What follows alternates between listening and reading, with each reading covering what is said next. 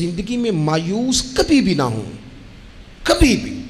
हमारे यहाँ ना लोग बीमार हो जाते हैं तो परेशान हो जाते हैं, ओ खो जी अब तो मुझे जी 6 साल हो गए। ओ खुदा के बंदो, 30-30 साल कौमे में रहने वाले मरीज़ उठ गए।